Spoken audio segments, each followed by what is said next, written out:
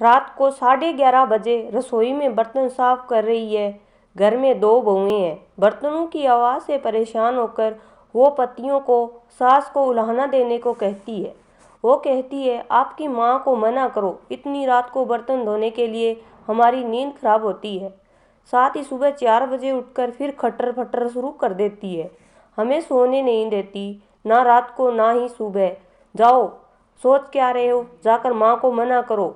बड़ा बेटा खड़ा होता है और रसोई की तरफ जाता है।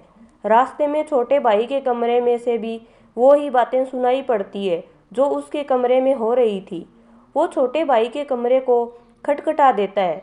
छोटा भाई बाहर आता है। दोनों भाई रसोई में जाते हैं और माँ को बर्तन साफ करवाने में मदद करने लगते हैं। माँ मना करती है पर वो नहीं मानते। बर्तन साफ हो जाने के बाद दोनों भाई माँ को बड़े प्यार से उसके कमरे में ले जाते हैं तो देखते हैं पिताजी भी जग रहे होते हैं।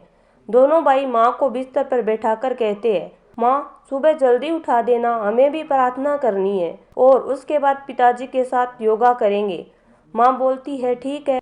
इसके बाद दोनों बेटे सुबह जल्दी उठने लगे। रात को 9:30 बजे पर ही बर्तन मांजने लगे तो पत्नियां बोली, माताजी करती है, आप क्यों कर रहे हो बर्तन साफ? तो बेटे बोले, हम लोगों की शादी करने के पीछे एक कारण यह भी था कि माँ की सहायता हो जाएगी, पर तुम लोग ये कार्य नहीं कर रही हो। कोई बात नहीं, हम अपनी माँ की सहायता कर देते हैं। हमारी तो माँ है, इसमें क्या बुराई है। अगले 3 दिनों में घर में पूरा बदलाव आ गया। बहुएं जल्दी बर्तन इसलिए साफ करने लगी कि नहीं तो उनके पति बर्तन साफ करने लगेंगे। साथ ही वो सुबह पतियों के साथ उठने लगी। कुछ दिनों में पूरे घर के वातावरण में पूरा बदलाव आ गया। बहुएं सास ससुर को पूरा सम्मान देने लगी। माता पिता का सम्मान तब कम नहीं होता जब बहुएं उनका सम्मान नहीं करती, बल्कि माता पिता का सम्मान तब कम होता है जब बेटे उनका सम्मान नहीं करे या माँ के कार्य में सहयोग ना करें।